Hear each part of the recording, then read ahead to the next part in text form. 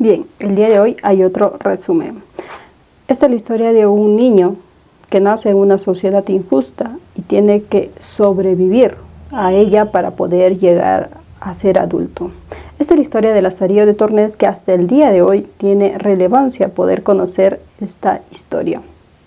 ¿Por qué? Porque todavía hay enseñanzas, aprendizajes que podríamos sacar de ellas y que se aplican en la actualidad, como la corrupción, la injusticia, la alienación, el gusto y la preferencia por las apariencias.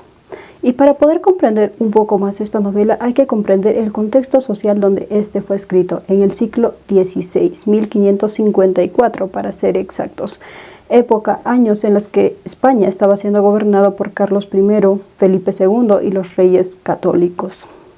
Y en esta España existían diferentes grupos sociales, entre ellas la nobleza, y había una nobleza pues rica y una nobleza empobrecida. La nobleza rica eran aquellos que tenían dinero, tierras, terrenos de los cuales podrían vivir. En cambio, la nobleza empobrecida eran todos aquellos que vivían del nombre y del apellido que había construido su familia, mas no de la riqueza que tenían, y por lo general vivían de alquileres y de favores del rey.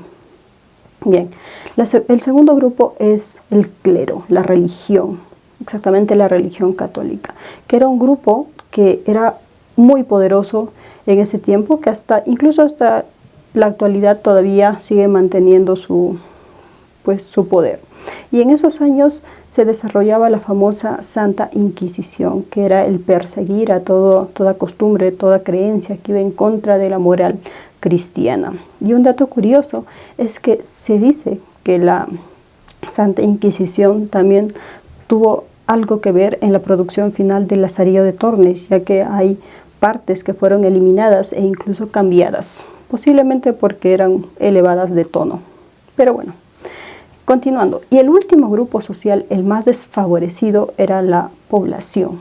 Como en muchos lugares donde hay cambios sociales, siempre la más desfavorecida es la gente de a pie, ya que en esa época, con la colonización de España, había bastante llegada de minerales, oro hacia el país, lo cual no era muy bien distribuido, y por lo general los ricos eran más ricos y los pobres más pobres, ya que tenían que pagar más impuestos y tenían más deberes que cumplir con la sociedad.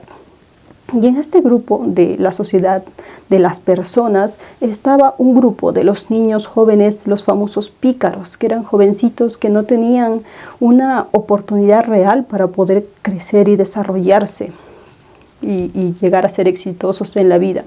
Y por lo general los padres decidían pues entregar a sus hijos, entregar a los pequeños a otras personas para que estos lo terminaran de criar, ya que era también pues una inversión económica que ellos tenían que hacer.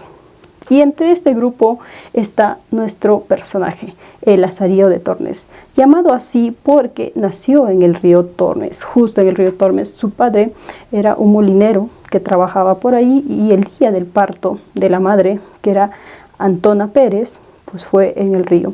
Y su padre, llamado Tomé González. El padre trabajaba, pero debido pues posiblemente a la escasez de dinero, empezó a robar del molino donde trabajaba y al final fue enjuiciado. Y se dice que murió en una armada contra los moros, una excursión. Pero cuando la mamá de Lazarillo quedó viuda, esta decidió mudarse a la ciudad, a alquilar un cuarto y empezar a vivir de cocinar, lavar ropa, entre otros. Y es ahí donde conoce a un hombre moreno con el que empieza a tener una relación. Y un tiempo después tienen un hijo, un negrito, como le dice Lázaro, su hermanito. Y para poder criarlo, lo mismo que había pasado ya años antes, que era un patrón que se repetía, era que este hombre moreno empezó a robar de su trabajo. Él se dedicaba a criar caballos, entonces robaba la cebada, robaba las prendas o algunas cosas que se utilizaba para poder criar a los caballos. Y todo esto lo llevaba a la casa de la mamá de su hijo, la mamá de Lázaro, para que ella lo utilizara y pudiera cuidar al pequeño. Al ser descubierto, es azotado, castigado, y la mamá también lo es. Y después de cumplir el castigo de la mamá, ella se retira y se va al mesón de la Solama. así se llama el lugar donde termina de criar a su pequeño hijo, al último, hasta que empieza a caminar.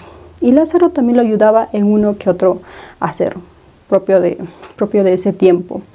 Y un día, pues llega un ciego, un anciano, y pide a Lázaro como un lazarillo para que lo pudiera acompañar y asistir en las cosas. Lo iba a tomar como un hijo más que como un criado. Y su madre acepta y deja partir a Lázaro.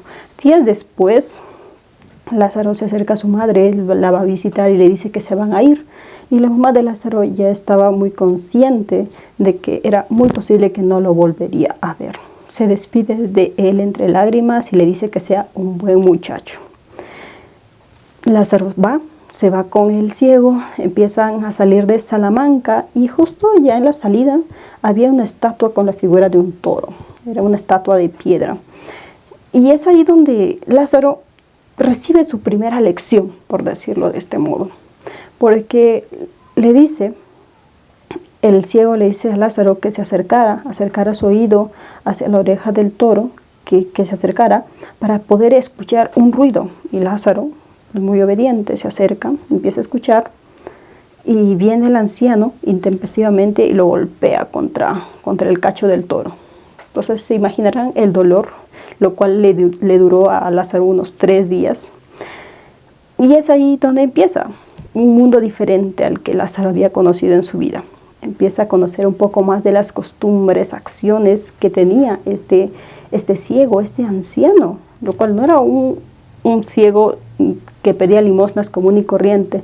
Era un ciego que había desarrollado muchas habilidades para poder vivir y obtener un poco más de ganancias. Incluso indica en el libro que con las actividades, con las acciones que el ciego hacía, podía ganar mucho más que 100 ciegos en un año. Entonces tenía a un maestro del cual iba a aprender muchas cosas, como se va a ver en la novela. Bien. Entre las cosas que el ciego hacía para poder recaudar más dinero era el de saber múltiples oraciones para cada situación. Sabía muchas oraciones. Luego también te podía dar remedios, como procedimientos que tenías que hacer para cuidar tal o cual enfermedad. Y él era muy bueno. Las personas que se acercaban a él, incluso embarazadas, él podía leer el futuro, ver qué es lo que le estaba pasando y poder aconsejarle. Y luego las personas que acudían a él y que estaban agradecidos por el servicio, le dejaban más monedas. El anciano tenía su saco donde ponía panes, monedas, cosas que recibía, conseguía. Y Lázaro, a veces con el hambre que tenía, empezó a abrir el costal y hurtar parte de las cosas para poder alimentarse. Entonces, el anciano se dio cuenta de lo que estaba haciendo Lázaro y cuidaba un poco más de sus pertenencias. Luego, ya un tiempo después, los días pasaban, Lázaro le empezó a agarrar el gusto por el vino. Y el vino era una bebida que el anciano consumía todos los días. Y Lázaro empezó a aprovechar de esto, ya que tenía su jarrón. No era una botella de plástico común y corriente como ahora se conoce, sino era un jarrón posiblemente de arcilla, no lo menciona, pero era un jarrón, de lo cual él tomaba frecuentemente. Y Lázaro, al inicio, hubo etapas en este gusto por la bebida. Empezó primero agarrando el jarrón y dándole sorbitos. Dándole sorbitos, el anciano se dio cuenta, aunque era ciego, pero igual era muy hábil el señor.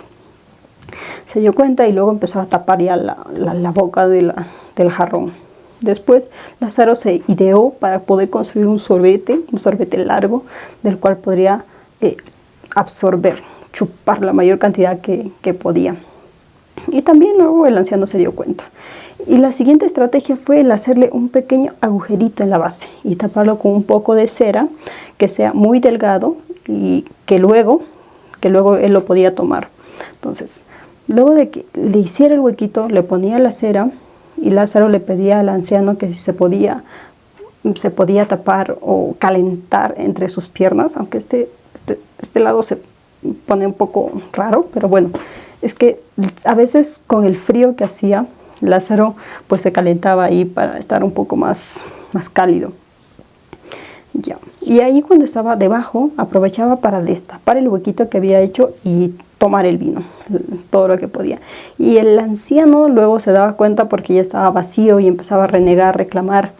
Esto lo hizo varias veces Lázaro, pero como era de esperarse, el anciano lo descubrió.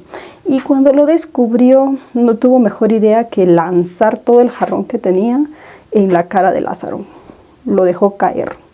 Y el jarrón se rompió, pero no solamente el jarrón, sino también desfiguró parte de la cara de Lázaro. Y desde ese entonces Lázaro estaba sin dientes.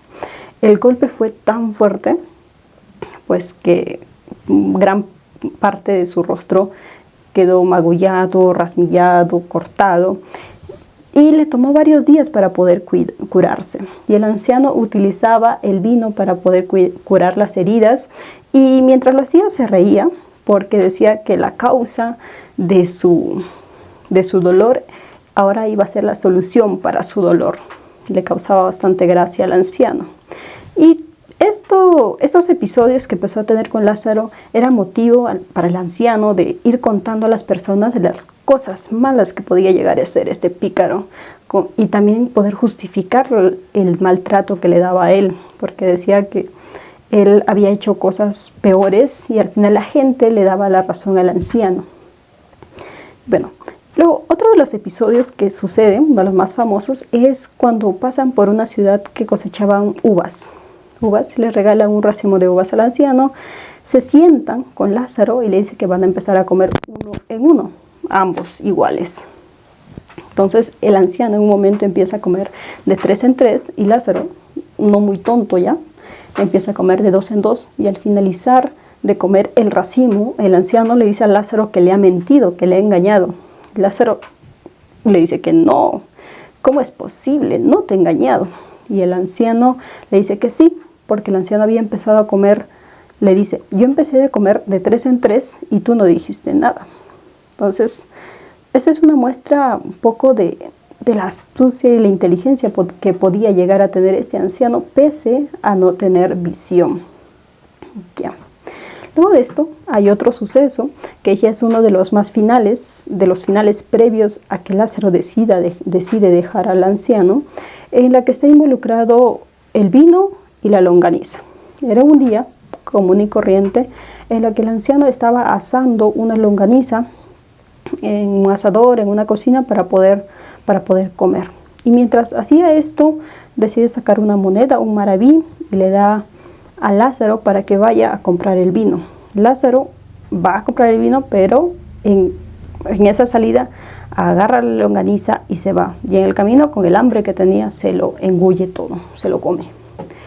Va, trae el vino, llega. Lázaro sorprendido, como ¿qué pasa?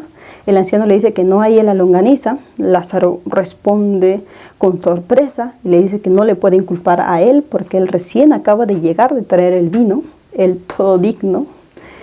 Y el anciano estaba pues molesto, incómodo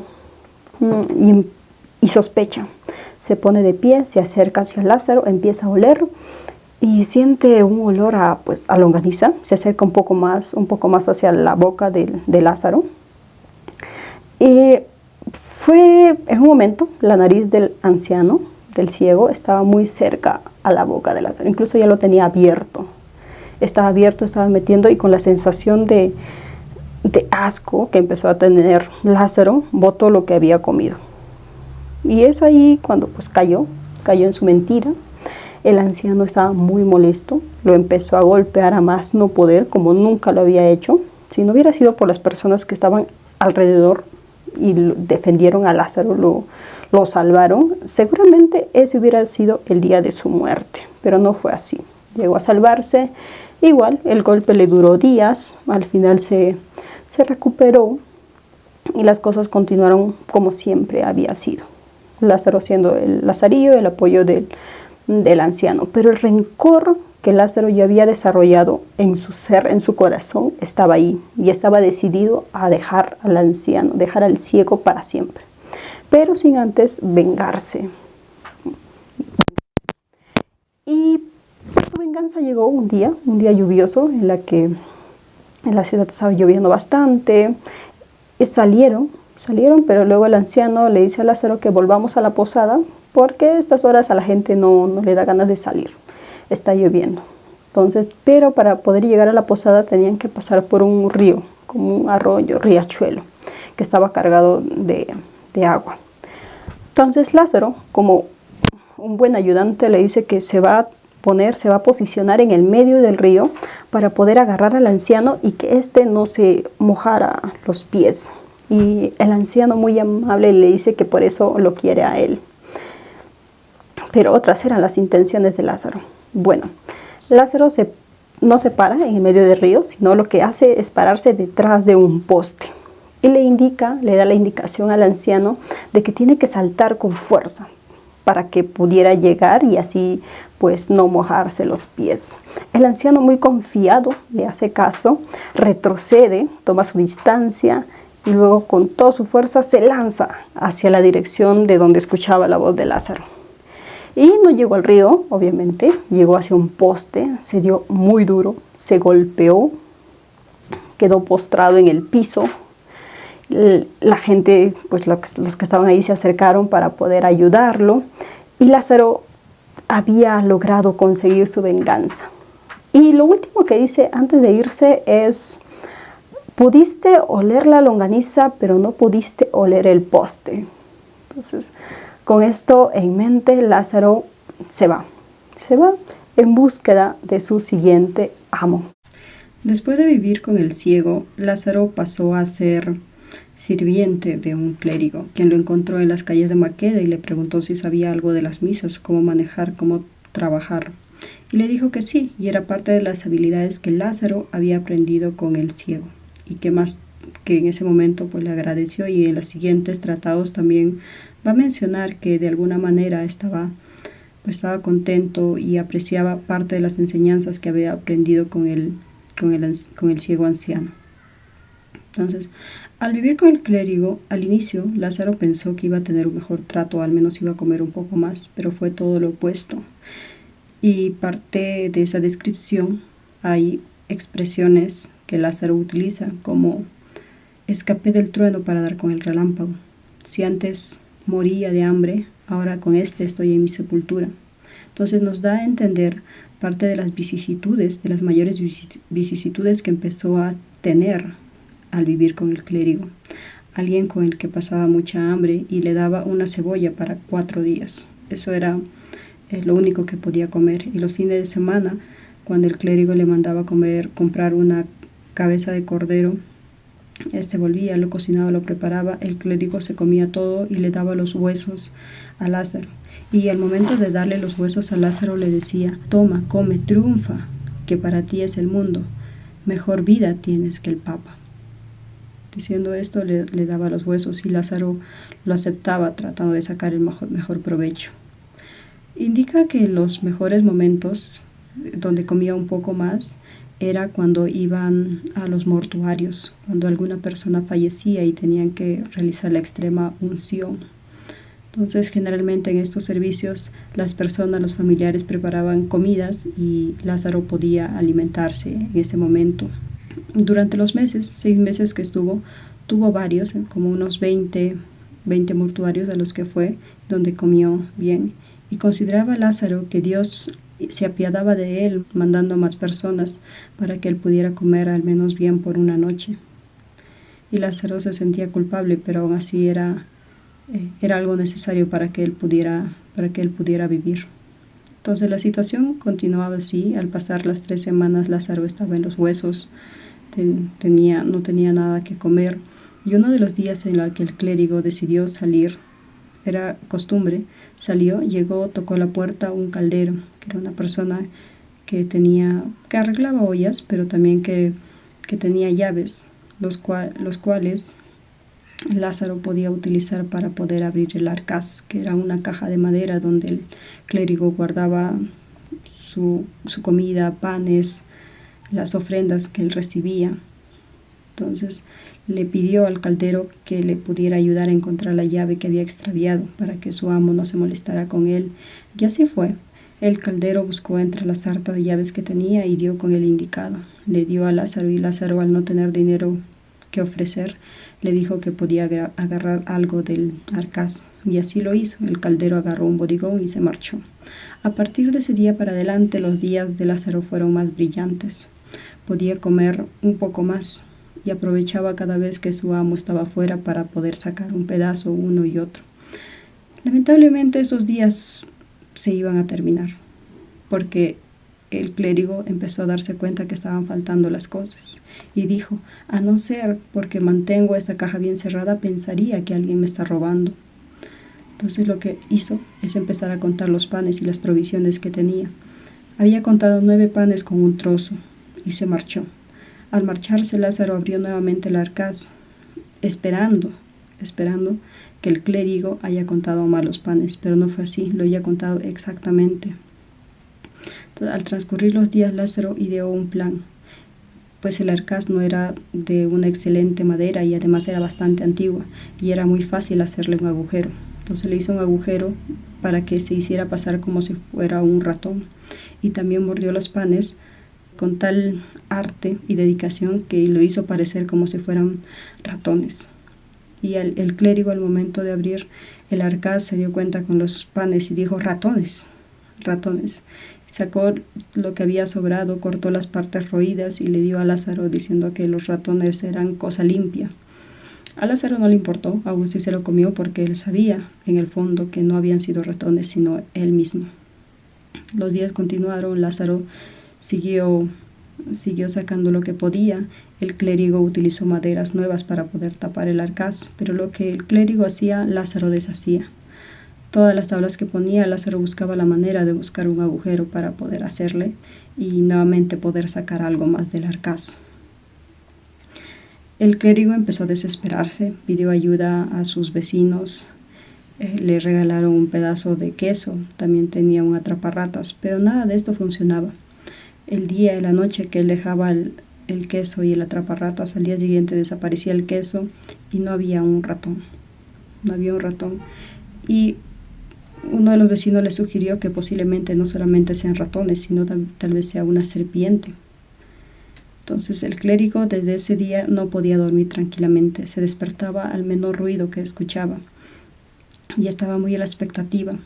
Incluso le decía a Lázaro que tuviera cuidado, porque tal vez la serpiente se vaya hacia la paja donde él dormía, ya que las serpientes van hacia el calor. Y Lázaro, como escondía la llave debajo de la paja de donde él dormía, pensó que era más prudente guardarlo en su boca para que no lo pudiera encontrar. Y así lo hizo, lo puso en su boca, y como ya con su anterior dueño pues consideraba que su boca estaba como una bolsa, era más fácil guardarlo. Podía comer incluso teniendo la llave dentro, sin darse cuenta. Entonces los días pasaron, y una noche, desgraciadamente para Lázaro, cuando había puesto la llave a su boca y estaba profundamente dormido, la llave se posicionó de tal manera que empezó a generar un ruido, como un silbido. El clérigo se despertó, fue hacia el lado de donde provenía el sonido y vio que era de la paja donde Lázaro dormía. Le dio con el garrote que tenía en la mano y le dio en toda la cara a Lázaro, dejándolo inconsciente. El clérigo, al darse cuenta de lo que había hecho, corrió para poder ayudarlo, pero cuando le estaba auxiliando se dio cuenta que había algo brillante en la boca de Lázaro y que era la llave. Lo sacó, probó con el arcaz y efectivamente era la caja del arcaz. Esta noche fue en la que el clérigo atrapó tanto a la serpiente como al ratón, los dos en la misma noche. Bueno, como Lázaro estaba muy mal herido, se quedó al cuidado. El clérigo lo cuidaba, había personas que lo estaban atendiendo por 15 días hasta que las heridas se cerraron y podía ya reaccionar. Entonces, al transcurrir los 15 días, el clérigo agarró a Lázaro y lo llevó hacia la calle y le dijo que no necesitaba más de sus servicios y que podía marcharse.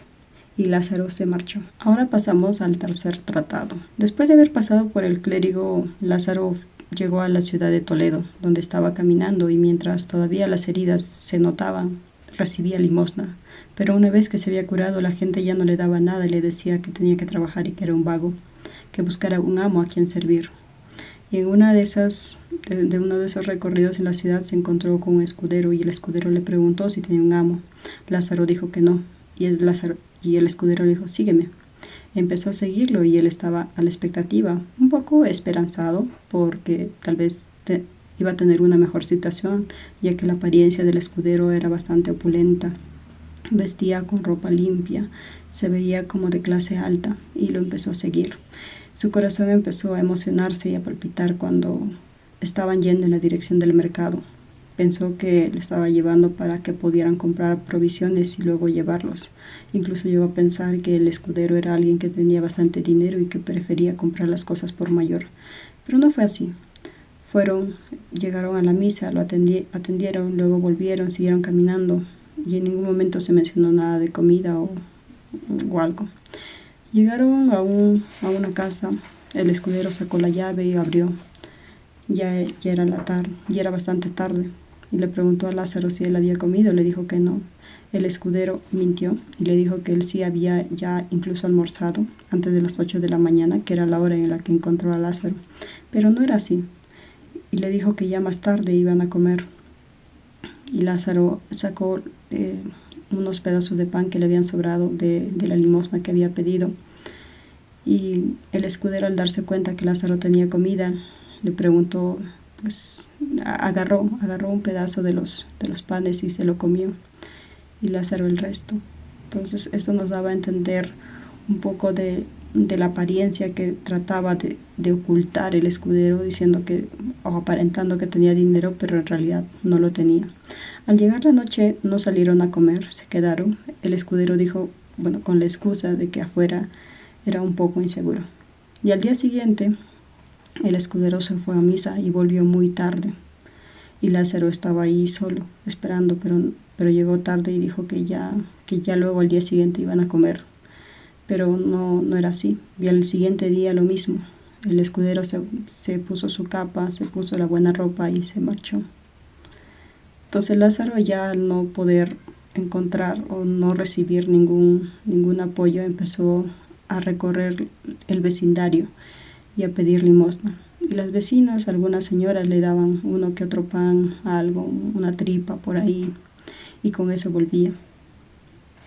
Entonces, en una de las tardes, cuando volvió a la casa donde estaba el escudero le preguntó, bueno, Lázaro llegó con comida, y a lo cual el escudero le dijo que estaba emocionado, como que qué era eso.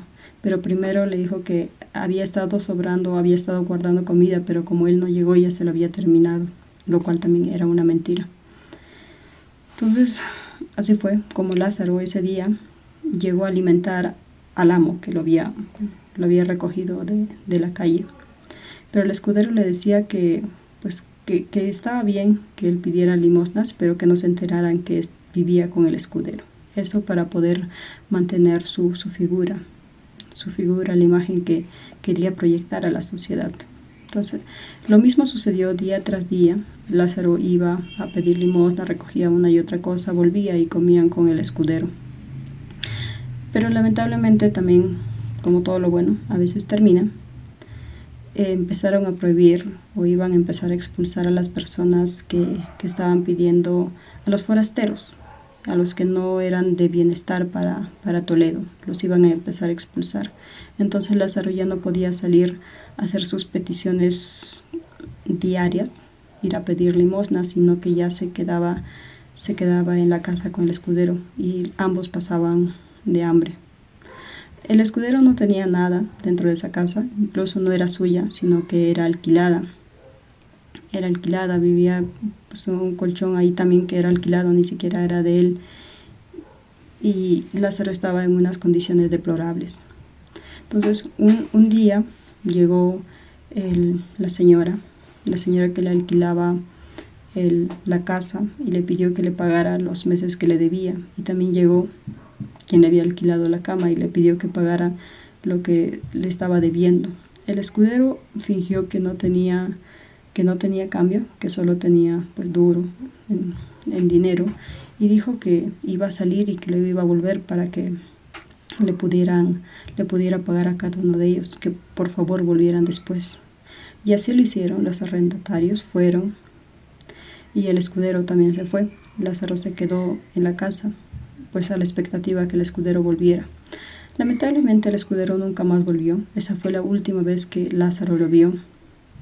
Y cuando los arrendatarios habían vuelto para poder pedir el dinero, el escudero no estaba y solamente estaba Lázaro. Incluso habían contratado a un notario, habían traído un notario para poder sacar de las posesiones que tenía el escudero y poder cobrarse de ellos el dinero que les debía. Al entrar a la casa no encontraron más que solo la cama y las paredes completamente vacías, y ahí estaba Lázaro sentado. Entonces no había de dónde sacar, pero aún así el notario les pidió que pagaran sus servicios por su tiempo, pese a que no habían encontrado absolutamente nada de dónde sacar el dinero. Agarraron a Lázaro pensando que éste les podía dar información o de alguna manera pagar, pero fue en vano.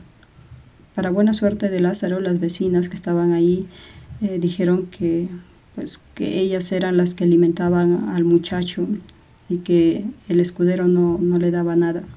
Y fue de esta manera que quienes habían venido a pedir la deuda pendiente lo dejaron libre, porque era alguien que entendieron que era un muchacho que no les podía dar nada porque tampoco tenía nada.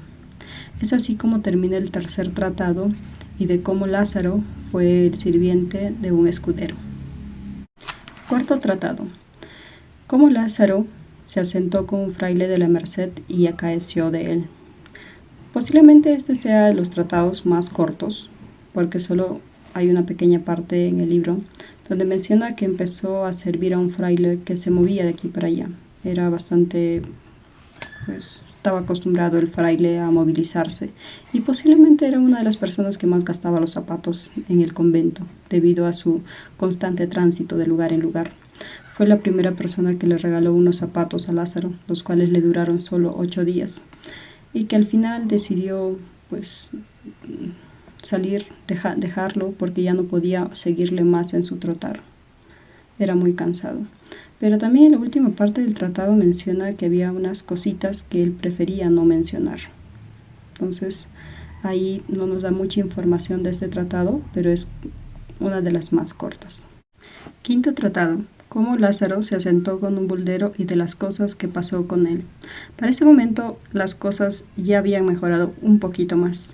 En esta ocasión estaba con un buldero, que era una persona, que era muy hábil con las palabras, quien se dedicaba a vender bulas. Las bulas eran perdones, indulgencias religiosas, los cuales lo vendía cuando iba de ciudad en ciudad.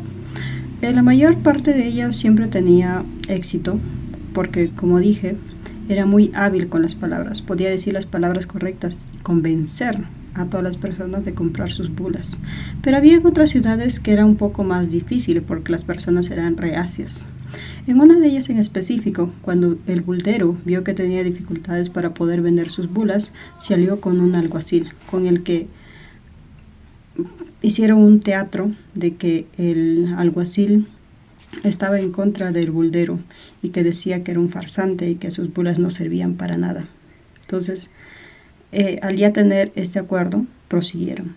El buldero, al escuchar las palabras del alguacil, dijo, viendo al cielo, que si él tenía razón, pues que el alguacil empezara a sufrir, pero si el alguacil tenía razón, entonces iba a ser lo opuesto. Y en ese momento el alguacil empezó a gritar, a retorcerse de dolor, como si una maldición hubiera estado cayendo sobre él, y las personas a su alrededor se sorprendieron mucho y no sabían lo que estaba pasando, estaban atemorizados. Y el buldero continuó con el teatro y luego dijo que lo iba a perdonar y puso una de sus bulas sobre su cabeza, y mágicamente el alguacil se empezó a sentir mejor, y las personas vieron esto como si fuera un mensaje divino y que realmente las bulas limpiaban las culpas, y el buldero vendió todas las bulas que tenía. Entonces, con este amo, Lázaro empezó a aprender un poco más de la habilidad de poder convencer a las personas, utilizar su ignorancia para poder conseguir dinero, conseguir lo que él tenía. Estuvo con este amo unos 4 meses, pero no continuó. Se fue al siguiente amo, pero sí recalca que con este al menos no pasaba hambre, pero sí trabajaba. Entonces, pasando al sexto tratado, cómo Lázaro se asentó con un capellán y de las cosas que con él pasó. En este caso ya Lázaro era un poco mayor, entró a la iglesia y empezó a servir a un capellán, quien le dio una mula y 4 jarrones, y Lázaro diariamente le daba 30 maravedís de la venta del agua. Y los sábados también trabajaba, pero el dinero que hacía los sábados era para el propio Lázaro. Y al transcurrir el tiempo, pasaron 4 años y Lázaro ya había acumulado o había ahorrado dinero, lo suficiente como para poder dejar ese trabajo y empezar otra vida.